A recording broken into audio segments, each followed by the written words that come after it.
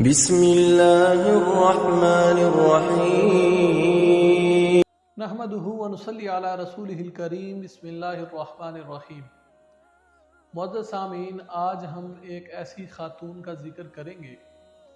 جس نے پیارے نبی صلی اللہ علیہ وسلم سے آ کر ایک شکایت اور شکوہ کیا اور ایک طرح کی بحث کی، تو جس کے فیصلے کے لیے اور جس بات کا فیصلہ کرنے کے لیے اس خاتون کی فریاد پر اللہ تعالیٰ نے آسمانوں سے حضرت جبرائیل علیہ السلام کو اتارا۔ اس کا کیا واقعہ ہے وہ ہم آج بیان کریں گے۔ 28واں پارہ، 28ویں پارے کا پہلی سورت پہلا رکوع ہے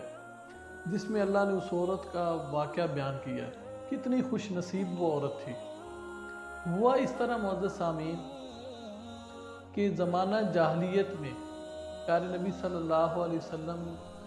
کے نبوت ملنے کے بعد بھی کہ کوئی آدمی اپنی بیوی سے یہ بات کہہ دیتا کہ انتی علیہ کظہر امی، کہ آپ میرے لیے ایسے ہو، انتی کظہر امی، کہ جیسے میری ماں کی پشت۔ یہ جملہ بول دینے سے کیا ہوتا تھا کہ زہار، اس کو کہتے ہیں زہار، اس عورت بندے نے زہار کر لیا، اور یہ سمجھا جاتا تھا کہ جو بندہ اس طرح اپنی بیوی کو کہہ دے گا کہ تو میرے اوپر میری ماں کی طرح ہے، میرے لیے ایسے ہے جیسے میری ماں کی پشت، تو وہ عورت اس بندے پر حرام ہو جاتی تھی، اور حرمت بھی سخت قسم کی کہ دوبارہ کوئی رجوع کا راستہ نہیں اور دوبارہ نکاح بھی نہیں ہو سکتا۔ تو ان کے خامن تھے اوس ابن صامت، اور ان کا نام تھا حضرت خولہ۔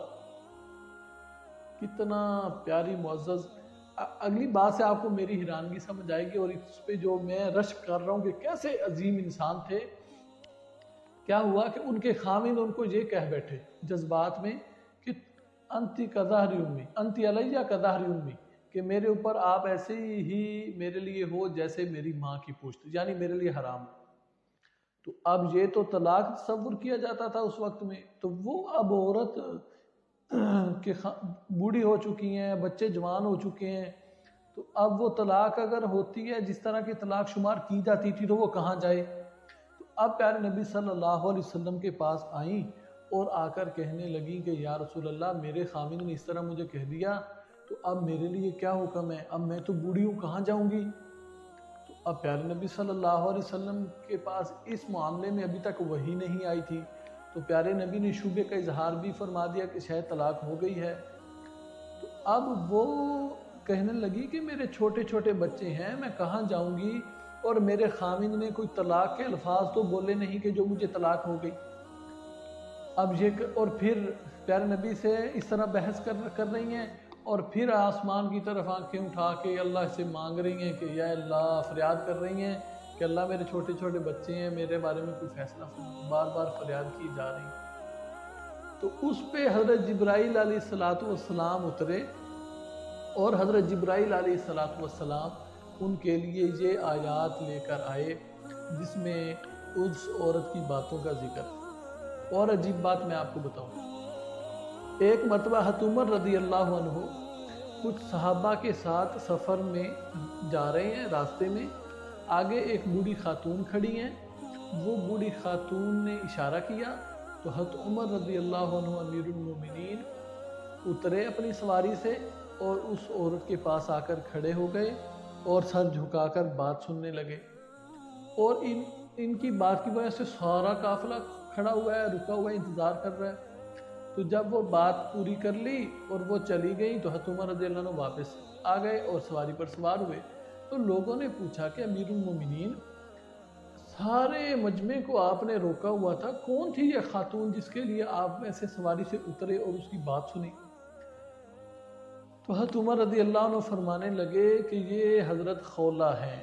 یہ وہ خاتون ہیں جن کی آواز آسمانوں پہ اللہ نے سنی ہے، تو میں عمر کون ہوتا ہوں کہ اس کے لیے نہ کھڑا ہوتا اور اس کی بات نہ سنتا۔ اور عجیب بات آپ کو بتائیں، حضرت عائشہ رضی اللہ عنہا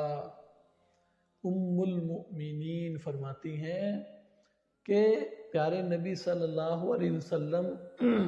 کے پاس جب وہ خاتون آئی گھر میں اور وہ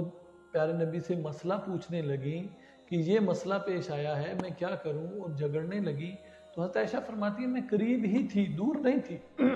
لیکن پھر بھی میں ساری باتیں نہیں سن پا رہی تھی، کچھ باتیں مجھے سمجھ آ رہی تھی کچھ نہیں، تھوڑا فاصلے پر،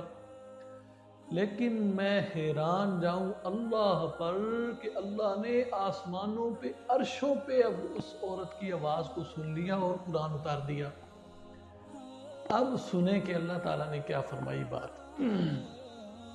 سورت کا نام ہی سورت المجادلہ، لڑائی کرنا، مباحثہ کرنا، بحث کرنا، مجادلہ۔ شروع اللہ کے نام سے جو سب پر مہربان، بہت مہربان ہے۔ اللہ تعالیٰ نے، اے پیغمبر صلی اللہ علیہ وسلم، اللہ نے اس عورت کی بات سن لی ہے جو تم سے اپنے شوہر کے بارے میں بحث کر رہی ہے، اللہ نے سن لی بات۔ وَتَشْتَكِي إِلَى اللَّهِ، اور وہ اللہ سے بھی فریاد کرتی ہے، یا اللہ میرے چھوٹے چھوٹے بچے ہیں، میرے بارے میں فیصلہ نازل فرما دے۔ وَاللَّهُ يَسْمَعُ تَحَاوُرَكُمَا، اللہ تعالیٰ نے تمہاری باتوں کو، آپس کی گفتگو کو سن لیا ہے۔ بے شک اللہ سمیع بصیر، بے شک اللہ خوب سنتے ہیں اور ہر چیز کو دیکھ رہے ہیں، سب کچھ سن بھی رہے ہیں، ہر چیز کو دیکھ بھی رہے ہیں۔ اب حکم نازل کر دیا کہ جو لوگ تم میں سے اپنی بیویوں سے زہار کر لیں تو وہ زہار کر لینے سے وہ ان کی مائیں نہیں بن جاتی، یعنی کسی کو یہ کہہ دینا کہ تو میری ماں کی طرح ہے یا تو میری ماں کی پشت کی طرح ہے، اس طرح کہہ دینے سے تو کوئی ماں نہیں بن جاتا، مائیں تو وہی ہیں جنہوں نے ان کو جنا ہے۔ یہ باتیں اللہ نے اتار دی۔ ہاں البتہ یہ جو بات کہی ہے اس نے کہ میری ماں کی پشت کی طرح آپ ہو، یہ بات بہت بری ہے، وزور اور جھوٹی بات ہے، اس طرح کہنے سے کوئی ماں نہیں بنتا اور نہ ہی وہ ماں ہے، بے شک اللہ تعالیٰ بڑے بخشنے والے اور بڑے مہربان ہیں۔